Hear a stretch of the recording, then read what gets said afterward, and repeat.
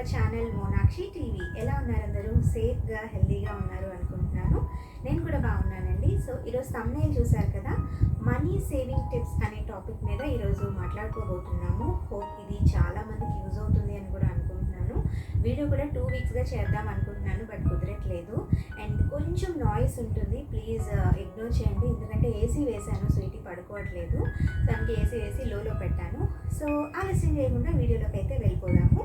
So money saving tips అని మనం చెప్పాం కదా, అసలు ఎలా మనీ సేవ్ చేయాలి, ఎలా అయితే మనం డబ్బులు దాయగలుగుతాము, ఇలా చాలా థాట్స్ ఉంటాయి. ఒక్కొక్కరికి ఒక్కొక్క థాట్ అనేది వస్తుంది.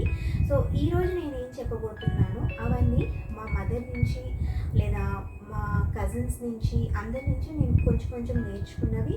అండ్ అలాగే ఇందులో కొన్ని నేను కొన్ని నేను వాడుతున్నవి నేను ఈరోజు మీతో షేర్ చేసుకోబోతున్నాను. ఐ హోప్ ఇది మీకు కూడా యూజ్ అవుతుంది అనుకుంటున్నాను. సో అసలు ఫస్ట్ మనీ సేవ్ చేయాలి అనుకున్నప్పుడు ఫస్ట్ థింగ్ మనం ఏం చేయాలి అంటే ఇన్కమ్ అండ్ ఎక్స్పెన్సెస్ ఈ రెండు రాసుకోవాలి. ఎందుకంటే మనకి ఎంత ఇన్కమ్ వస్తుంది, మనం ఎంత ఎక్స్పెన్స్ చేస్తున్నాము, మనం ఎంత ఎక్స్పెన్సెస్ మనకు ఉన్నాయి అనేది తెలియకపోతే మనం మనీ సేవ్ అనేది చేయలేమన్నమాట. ఎందుకంటే అసలు ఎంత వస్తుందో తెలియదు, అంతా తీసుకెళ్ళి మనం సేవింగ్లోనే పెట్టలేము కదా. సో ఫస్ట్ అది మనం నోట్ చేసుకోవాలన్నమాట. సెకండ్ థింగ్ ఏంటంటే ప్రయారిటీ. అంటే మన మనీ వచ్చిన తర్వాత ప్రతి ఒక్క దాన్ని కూడా కేటగిరీ చేసుకొని దేనికి ఫస్ట్ ప్రయారిటీ ఇవ్వాలి, దేనికి సెకండ్ ప్రయారిటీ ఇవ్వాలి, దేనికి లీస్ట్ ప్రయారిటీ ఇవ్వాలి అని మనం ఫస్ట్ ఆలోచించుకోవాలి. థర్డ్, అవాయిడ్ అన్నెసెసరీ థింగ్స్ అనమాట. అంటే చిల్లరగా ఏమైనా ఖర్చు పెట్టడాలు ఇలాంటివి ఉంటే వాటన్నిటిని కూడా ఇగ్నోర్ చేసేయాలి. సో ఈ 3 థింగ్స్ ఫస్ట్ అయితే మైండ్లో పెట్టుకోవాలి.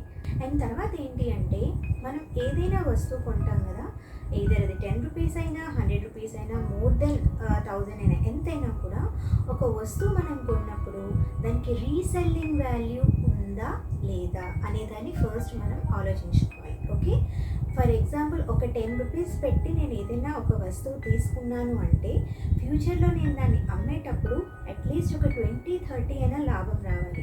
అలా వచ్చే ఐటెంని మనం తీసుకోవాలి. అంతేగాని 10 రూపీస్ తీసుకొచ్చి ఫ్యూచర్లో ఒక 5 రూపీస్కి అమ్ముతాను అంటే అది మనకి లాస్ వస్తుంది కదా. సో ఇలాంటివన్నీ కూడా అన్నెసెసరీ థింగ్స్లోకి వస్తాయన్నమాట. సో ఇవన్నీ కూడా మనం నోట్ చేసుకోవాలన్నమాట. మనం ఏమైనా కొంటున్నప్పుడు ఇది కొంటున్నాం కదా, మనకి ఏమైనా రీసెల్లింగ్ వాల్యూ ఉంటుందా అని చెప్పి, అంటే 10 రూపీస్ అనేది నేను ఎగ్జాంపుల్గా చెప్పాను, అలా చేసుకోవాలన్నమాట. సో ఈ రీసెల్లింగ్ అనేవి ఎందులో వస్తాయి? గోల్డ్ వస్తుంది, షేర్స్ వస్తుంది, ఇన్వెస్ట్మెంట్స్ లైక్ ఆర్డీలో పెట్టొచ్చు, ఇంకా ఫిక్స్డ్ డిపాజిట్స్లో పెట్టొచ్చు, ల్యాండ్ మీద పెట్టొచ్చు.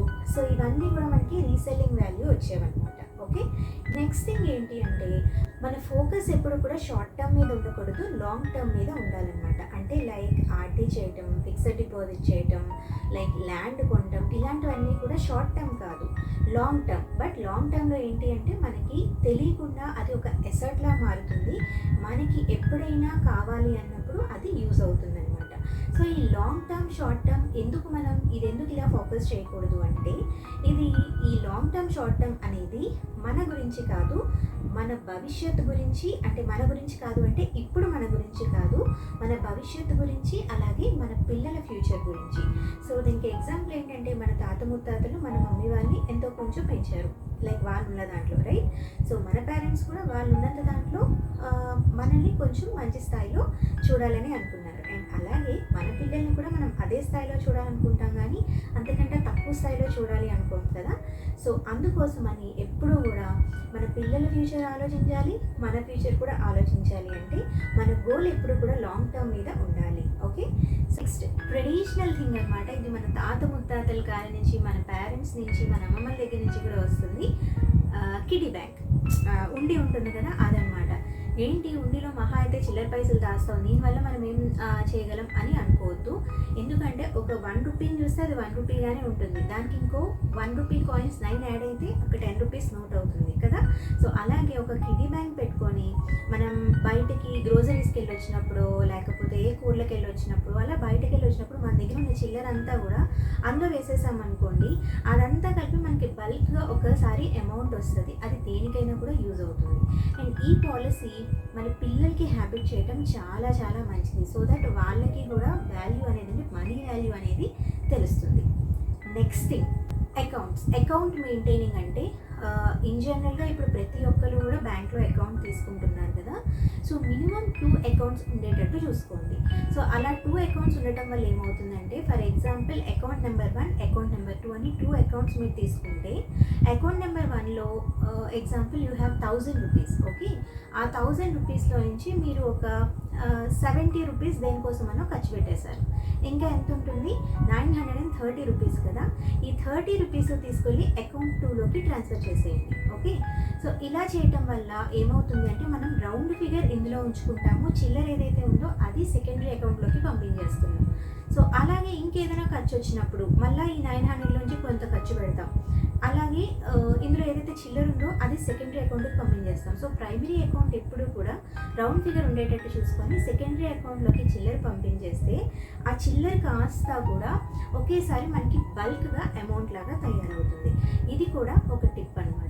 సో ఇది కాదు అంటే మనకి సేవింగ్స్ అకౌంట్స్ అని బ్యాంక్లో చాలా ఉంటాయి.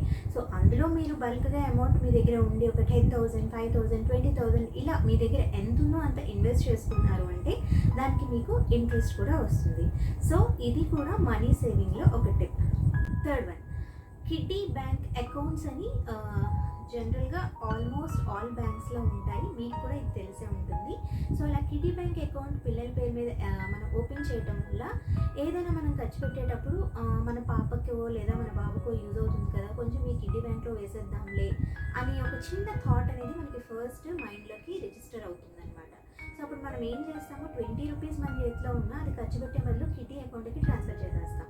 సో ఇలా చేయటం వల్ల అది కూడా ఒక బల్క్గా అమౌంట్ అయ్యి మనీ సేవింగ్ టిప్స్లో ఇది మనకి బాగా యూజ్ అవుతుంది. Okay, next one, ration shop లేదా ఒక కిరాణా షాప్. ఏంటిది కొత్తగా ఉంది అనుకుంటున్నారా? ఆల్రెడీ ఈ టర్మ్ మీరు వినే ఉంటారండి. జనరల్గా మనం దేనికి స్పెండ్ చేస్తాం? గ్రోసరీస్కి కదా స్పెండ్ చేస్తాము. సో ఈ గ్రోసరీస్కి మనం ఎవ్రీ మంత్ ఎంతైతే స్పెండ్ చేస్తామో దానికంటే కూడా మనకి ఏమైనా ఫెస్టివల్స్ వచ్చినప్పుడు, లైక్ మన మెయిన్ ఫెస్టివల్ అంటే ఏంటి? పొంగల్, రైట్? ఆ పొంగల్కి మనకి ఎక్కువగా ఖర్చు అవుతుంది. ఫర్ ఎగ్జాంపుల్ ఎవ్రీ మంత్ ఒక 2,000 రూపీస్ సామాన్ మనం తీసుకొస్తే ఈ పొంగల్ టైంలో మనకి 5,000, 6,000, 7,000 ఇలా ఖర్చు అవుతూ ఉంటుంది. ఎందుకంటే కొత్త అల్లుళ్ళు వస్తారు లేదా ఇంటికి చుట్టాలు వస్తారు. సో ఇంట్లో ఫెస్టివల్స్ ఇట్లాంటివన్నీ చేసుకుంటూ ఉంటాం. సో మనకైతే పొంగల్, ముస్లిమ్స్కి అయితే ఈద్ ఇలాంటివి వస్తాయి, క్రిస్టియన్స్కి అయితే క్రిస్మస్ ఇలా వస్తూ ఉంటుంది, రైట్? సో ఒకేసారి మనం అంత డబ్బు ఇవ్వాలి అంటే మన చేతిలో ఉండదు. వేరే వాళ్ళ దగ్గర మనం అప్పు తెచ్చుకోవాలి అనుకుంటే అది తీర్చగలమో లేదా అనే భయం కూడా వస్తుంది. సో ఇలా కాకుండా కిరాణా షాప్స్లో కానీ రేషన్ షాప్స్లో కానీ మనకి ఎవ్రీ మంత్ పాలసీ అని ఒకటి ఉంటుంది. Every month money paying policy అని ఒకటి ఉంటుంది.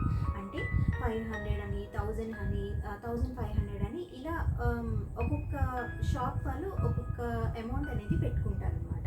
సో మనం ఏం చేస్తాము అంటే ఎవ్రీ మంత్ 500 అయితే 500, 1000 అయితే 1000 ఆ పర్టికులర్ షాప్కో లేదా రేషన్ షాప్లోనో మనం ఇచ్చేస్తాం. సో వీళ్ళు ఏం చేస్తారు, ఈ మనీ అంతా కూడా కంప్లీట్ హోల్ 1 ఇయర్ సేవ్ చేసి మనకి ఏ ఫెస్టివల్కి అయితే కావాలో, ఫర్ ఎగ్జాంపుల్ నాకు పొంగల్కి కావాలనుకోండి, పొంగల్కి ఒక 25 kgs rice bag, 5 or 10 litres అనుకుంటాను, నూనె, కందిపప్పు, ఆల్మోస్ట్ ఎవ్రీథింగ్ అనమాట. ఈచ్ అండ్ ఎవ్రీ గ్రోసరీ అనేది మనకి ఇస్తారు. సో ఇలా మనకి దీనివల్ల యూజ్ ఏంటి అంటే, ఒకేసారి మనం బల్క్గా అమౌంట్ మన దగ్గర ఉండలేనప్పుడు ఇలా మనం ఎవ్రీ మంత్ ఇవ్వడం వల్ల వాళ్ళు సేవ్ చేస్తారు. అట్ ద సేమ్ టైం మనకి గ్రోసరీస్ కూడా మన ఫెస్టివల్కి వచ్చేస్తాయి. ఓకే, సో మరి మన డబ్బులు వాళ్ళే దాస్తున్నారు కదా, మనకేంటి యూస్ అంటే, మన ఫస్ట్ ఏంటి అంటే ఫస్ట్ మనం ఆ 500 మన చేతిలో ఉంటే ఏదో ఒక దానికి ఖర్చు పెట్టేస్తాం. సో అలా ఖర్చు కాకుండా మనం వాళ్ళకి ఇవ్వడం వల్ల మన మనీ దాచారు. సెకండ్ ఏంటి అంటే కంప్లీట్గా మన మనీ మీద ఎంతైతే గ్రోసరీస్ వస్తాయో దానికి లైక్ ఒక 2 or 3 లీటర్స్ నూనె ఎక్కువ ఇవ్వటము లేదా గ్రోసరీస్లో ఎక్స్ట్రా ఇవ్వటము, ఇలా వాళ్ళు ఏదో ఒకటి యాడ్ చేస్తారనమాట. ఇది కైండ్ ఆఫ్ ట్రెడిషనల్ టెక్నికే, లైక్ పల్లెటూరులో ఎక్కువగా యూజ్ చేస్తూ ఉంటారు. ఐ డోంట్ నో మీకు తెలుసో లేదో, బట్ పల్లెటూరులో మాత్రం చాలా ఎక్కువ చేస్తూ ఉంటారు. సో ఈ టెక్నిక్ కూడా మీరు యూజ్ చేయండి. ఇప్పుడు ఇది పల్లెటూరులోనే కాదు, మామూలుగా ప్రతి చోట కూడా ఇలాంటివి ఉంటున్నాయి. సో ఏదైనా ఒక స్టోర్కి, కిరాణా స్టోర్కో అట్లా స్టోర్కి వెళ్ళి కూడా మీరు ఒకసారి అడగొచ్చు. సో వాళ్ళు ఈ టెక్నిక్ అనేది యూజ్ చేస్తున్నారనమాట. సో ఇది కూడా ఒక మనీ సేవింగ్ టిప్. నెక్స్ట్ ఏంటి అంటే చిట్. చిట్లు అందరికీ తెలిసే ఉంటుంది కదా, ఇది కూడా ఒక ట్రెడిషనల్ పాలసీ, మ్యాక్సిమం అందరూ వేస్తూ ఉంటారు. సో ఇలా చిట్ల రూపంలో కూడా మన మనీ అనేది మనం సేవ్ చేసుకోవచ్చు. నెక్స్ట్ పీపీఎఫ్ అంటే పబ్లిక్ ప్రావిడెంట్ ఫండ్. సో ఇది ఇందులో ఎలా ఇన్వెస్ట్ చేయాలి ఇదంతా నేను తర్వాత చెప్తాను, బట్ పీపీఎఫ్ గురించి నేను ఫస్ట్ మీకు చెప్తాను. జనరల్గా పీఎఫ్ అంటే ఏంటి? ప్రావిడెంట్ ఫండ్ అంటే మనం ఏదైనా జాబ్ చేసినప్పుడు ఆ పర్టికులర్ కంపెనీ అనేది మనకి కట్ చేసుకుంటుంది, అండ్ మన సర్వీస్ అయిపోయిన తర్వాత దానికి గవర్నమెంట్ కొంచెం యాడ్ చేస్తుంది, మనం తీసేసుకుంటాం. అది పీఎఫ్ కదా. ఈ పీపీఎఫ్ అంటే ఏంటి అంటే మన బ్యాంక్స్లోని పీపీఎఫ్ అనే ఒక అకౌంట్ ఉంటుంది. అదేంటి అంటే స్టార్టింగ్ 500 నుంచి ఎండింగ్ 1,50,000 అనమాట. పర్ ఇయర్లో మనం ఏదైనా చూస్ చేసుకోవచ్చు. 500, 600, 1000, 10,000, లైక్ 1 lakh, అది మీ ఇష్టం. బట్ మ్యాక్సిమం లిమిట్ అనేది 1,50,000 దాటకూడదు. సో 1,50,000 లోపు మీరు ఎంతైతే మనీ కట్టగలరో ఆ మనీని పీపీఎఫ్ అకౌంట్లో వేయాలి. సో ఇది మీరు నెల వేసుకోగలిగితే నెల వేసుకోవచ్చు, లేదా ఒకేసారి మీ దగ్గర బల్క్గా అమౌంట్ ఉండేటట్టయితే అలా వేసుకోవచ్చు. సో దీని టర్మ్స్ ఏంటంటే 7 years, 10 years, 15 years ఇట్లా ఉంటూ ఉంటాయి. సో వన్స్ గ్రేస్ పీరియడ్ అనేది ఫినిష్ అయిపోయిన తర్వాత బల్క్గా మనకి అమౌంట్, నా టైమ్స్ అయితే సరిగ్గా గుర్తులేదండి, దీని గురించి నేను మీకు క్లియర్గా ఇంకొక వీడియో చేస్తాను, అందులో చెప్తాను. సో వాళ్ళు మనకి చాలా ఎక్కువ ఇంట్రెస్ట్ అనేది వాళ్ళు వేసి మన టోటల్ అమౌంట్ అనేది ఇస్తారు. సో ఇదేంటి అంటే మన పిల్లల ఎడ్యుకేషన్ పర్పస్ లేదా మ్యారేజ్ పర్పస్ ఇలాంటి వాటికి యూజ్ అవుతూ ఉంటుంది. సో ఈ పీపీఎఫ్ కూడా మనీ సేవింగ్ టిప్ కింద బాగా యూజ్ అవుతుంది. సో ఇందులో దీనివల్ల అసలు అడ్వాంటేజ్ ఏంటి అంటే ఎవరైనా ఇందులో దాచుకోవచ్చు, ఎంత అమౌంట్ అయినా దాచుకోవచ్చు, అది మీ ఇష్టంలో ఉంటుందన్నమాట. 500 నుంచి 1,50,000 లోపు మీరు ఎంత కావాలంటే ఆ అమౌంట్ని చూస్ చేసుకొని బ్యాంక్ వెళ్ళి డీటెయిల్స్ ఫిల్ చేసినట్టయితే వాళ్ళు మీకు అది చెప్తారు. లేదు అసలు దీని గురించి ఏంటి మాకు ఇన్ డీటెయిల్గా కావాలి అంటే నాకు కమెంట్ సెక్షన్లో అడగండి. సో దీని గురించి నేను వేరేగా ఒక వీడియో అనేది చేస్తాను. నెక్స్ట్ ఏంటి అంటే గ్రోసరీస్ అనేవి ఎట్ ఏ టైం తీసుకోవడానికి ట్రై చేయండి. ఎట్ ఏ టైం అంటే 1 monthకో 2 monthస్కో ఒకేసారి తీసుకోవటం వల్ల మనకి చిల్లర ఖర్చులు ఉంటాయి కదా, ఇవి తగ్గుతాయి అన్నమాట. ఏ 10 రూపాయలే కదా, 20 రూపాయలే కదా అని మనం అనుకుంటాము, కానీ అవే మనకి ఎక్కువ ఖర్చుని ఇస్తాయి. సో ఎప్పుడు కూడా గ్రోసరీస్ అవి తీసుకున్నప్పుడు ఒకేసారి తీసుకోవడానికి ఎక్కువగా ప్రిఫర్ చేయండి. నెక్స్ట్ థింగ్ వచ్చి ఫోన్పేలో గోల్డ్ కొనడం. ఫోన్పేలో గోల్డ్ కొనడం ఏంటి అంటే మన ఫోన్పేలో మై మనీ అని ఒక ఆప్షన్ ఉంటుంది. అక్కడికి వెళ్ళి మన దగ్గర 100 రూపీస్ ఉంటే 100 రూపీస్, 200 అంటే 200 రూపీస్ పెట్టి మనము గోల్డ్ అనేది కొనొచ్చు. నార్మల్గా మనం బయటకు వెళ్ళామనుకోండి, మినిమం 1 గ్రామ్ లేదా 2 grams కొంటే కానీ మనకి గోల్డ్ అనేది ఇవ్వదు కదా. బట్ మన చేతిలో ఒక 100, 500 లేదా 1000 రూపీస్ ఉంది. సో ఇలా చేతిలోనే ఉంటే మనకేమేమి అనిపించవచ్చు, అలా బయటకు వెళ్దాం, ఏమైనా తినాలి అనిపించవచ్చు, లేదా హోటల్కి వెళ్ళాలనిపించవచ్చు, లేదా జ్యువెలరీ కొనుక్కోవాలనిపించవచ్చు కదా. అలా కాకుండా డైరెక్ట్గా ఫోన్పేలోకి వెళ్ళి ఆ 1000 రూపీస్, 500, 100 కానీ మీరు పెట్టారు అంటే ఆ పర్టికులర్ అమౌంట్కి ఎంత గోల్డ్ వస్తుందో అంత గోల్డ్ కూడా వాళ్ళు మీకు ఇస్తారు, అండ్ అది మీ అకౌంట్లో ఉంటుంది. సో ఇలాగ ఒక 1 గ్రామో 2 గ్రామో 10 grams అయిన తర్వాత కావాలి అంటే మీ గోల్డ్ మీరు డెలివర్ చేసుకోవచ్చు. లేదు అంటే మార్కెట్ వాల్యూ అంటే ప్రతిరోజు గోల్డ్ వాల్యూ అనేది ఫ్లక్చువేట్ అవుతూ ఉంటుంది కదా. సో ఫర్ ఎగ్జాంపుల్ మీరు 1 గ్రామ్ 4,500 కొన్నారు అనుకోండి, ఒక 1 గ్రామ్ 4,900కి పెరిగింది అనుకోండి, ఎప్పుడు కావాలంటే అప్పుడు మీరు అమ్ముకోవచ్చు. సో గోల్డ్ రేట్ అనేది ఎప్పుడు కూడా మ్యాక్సిమం తగ్గదు, పెరుగుతూనే ఉంటుంది. ఇందులో లాస్ అనేది ఉండదు కాబట్టి ఫోన్పేలో గోల్డ్లో కూడా ఇన్వెస్ట్ చేయడానికి ట్రై చేయండి. సో ఈ టిప్ నేను రీసెంట్గా నా కజిన్ దగ్గర నుంచి తెలుసుకున్నాను. హైదరాబాద్ వెళ్ళాను కదా, అప్పుడు నా కజిన్ శ్రావణి దగ్గర నుంచి నేను తెలుసుకున్నాను. సో చాలా యూస్ఫుల్ అనిపించింది, అండ్ మనం బయటికేం వెళ్ళక్కర్లేదు, చక్కగా ఇంట్లో ఫోన్ ఓపెన్ చేసుకొని మనం అందులో తీసుకోవచ్చు. సో నాకైతే ఇది బెస్ట్ టిప్ అని కూడా అనిపించింది. అండ్ నెక్స్ట్ ఏంటి అంటే చెప్పాను కదా, రీసెల్లింగ్ వాల్యూ ఉన్న వాటి మీద మనం ఎక్కువగా ఇన్వెస్ట్ చేయాలి. లైక్ గోల్డ్ అని వీటి మీద ఇన్వెస్ట్ చేస్తూ ఉంటే మనకి ఫ్యూచర్లో కూడా మంచి రిటర్న్స్ అనేవి వస్తాయి. Next last and final tip నేను ఏం చెప్పబోతున్నాను అంటే, ఈ సెలబ్రేషన్స్ అవన్నీ మనం చేస్తూ ఉంటాం కదా, ఇవి అవాయిడ్ చేస్తే చాలా మంచిది. అంటే మేము సెలబ్రేషన్స్ చేసుకోవద్దా, సెలబ్రేషన్స్ చేసుకోకపోతే ఎలా అని మీరు అడగచ్చు. చేసుకోవచ్చు, కానీ మనకి ఒక 10 రూపీస్ ఇన్కమ్ వచ్చిందనుకోండి, అందులో ఒక 5 రూపీస్లో మనం సెలబ్రేషన్స్ చేసుకొని 5 రూపీస్ దాచేటట్టు చూసుకోవాలి. అంతేగాని కానీ పక్క వాళ్ళు చేశారు కదా, ఎదురు వాళ్ళు చేశారు కదా, మేము కూడా చేయాలి, మా పిల్లలు కూడా హ్యాపీగా ఫీల్ అవ్వాలి కదా, మా పేరెంట్స్ కూడా హ్యాపీగా ఫీల్ అవ్వాలి కదా అని చెప్పి 10 రూపీస్ మీకు ఇన్కమ్ వస్తే 20 రూపీస్ అప్పు తెచ్చి 30 రూపీస్కి మీరు కానీ చేసినట్టయితే అది తడిపు మూపుడు అవుతుంది. అండ్ ఆ అప్పు తీర్చుకోవడానికి మీరు వడ్డీలు కట్టలేక మనం మనీ అనేది అసలు సేవ్ చేయలేమన్నమాట. సో జనరల్గా చాలామంది యూజువల్గా చెప్పేది ఏంటి అంటే వాళ్ళు హ్యాపీగా ఉండాలి కదా, మన పిల్లలు మన పేరెంట్స్ హ్యాపీగా ఉండాలి కదా, చిన్న చిన్న సెలబ్రేషన్స్ చేయకపోతే ఎలాగా. చిన్న చిన్న సెలబ్రేషన్స్ ఎవరు చేయొద్దు అనట్లేదండి. ఫర్ ఎగ్జాంపుల్ బర్త్డేకి ఒక కేక్ తెచ్చుకోండి, ఇంట్లో కోసుకోండి. మన చుట్టాలు వాళ్ళని ఇంటికే పిలవండి, ఇంట్లో మనం ఉండండి, హైజీన్గా ఉంటుంది, అందరూ హ్యాపీగా ఉంటారు. ఓకే, ఇది జనరల్ నార్మల్. ఇంకోటి ఏంటి అంటే ఈ ఓల్డ్ ఏజ్ హోమ్స్ అని, తర్వాత ఈ ప్రేమ సమాజం అని, అలాగే అందుల పాఠశాలని ఇలాంటివి ఉంటాయి కదా.